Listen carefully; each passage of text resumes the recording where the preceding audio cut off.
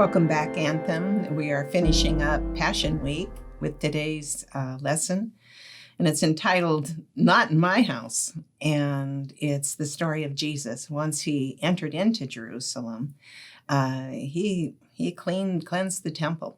And so that's where our reading is today. And I have the honor of being with our pastor. Oh. Buddy Holton. We go way back. And I go back much farther, which he reminds me of often. Perpetually. She forgets it. So I have to remind her. See what I put up with?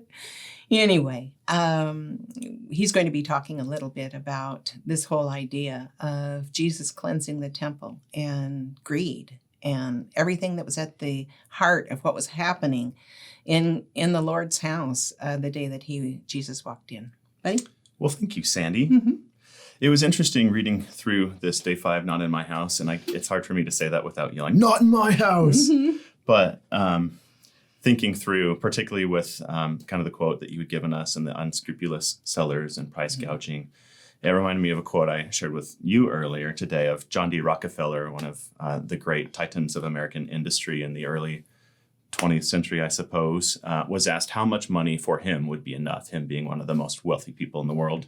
And his answer was just a little bit more. And it just seems like that's sort of the appetite of humanity. I remember there's a verse rendered in the New Testament that it says that sin leaves us with a perpetual lust for more. And just that insatiability of our desire for sin. And obviously when we try to meet our infinite need of God with finite things of this world, it leaves us wanting more and more and more. It's exactly the situation Jesus walked into. He was confronted with their greed. People were making money off of the worshipers who were coming to pay their offerings and sacrifice for their sins. And a marketplace had been set up, and people were grazing their palms with extras. And Jesus said, no more, no more. In the same way that he points to the Father, the temple points to salvation. And it had become a marketplace, and we can never buy our salvation. And so I hope you'll think and examine your hearts.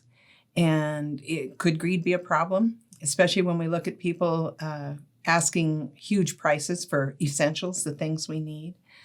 And are there people that you know that are in need that maybe you can help?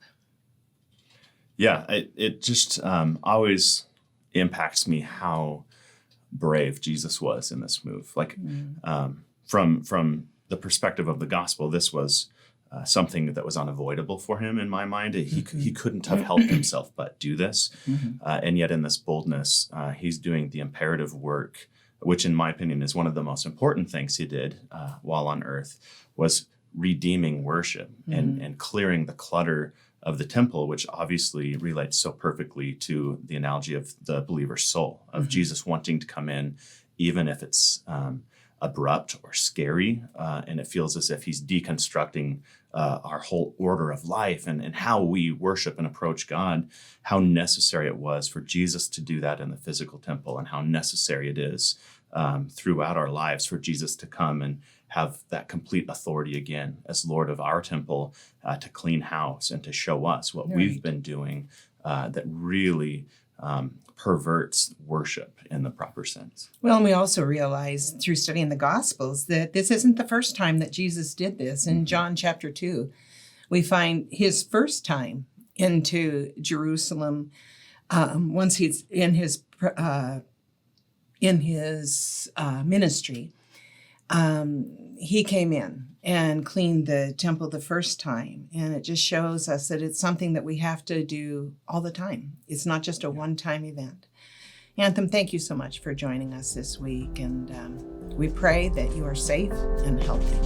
Bye.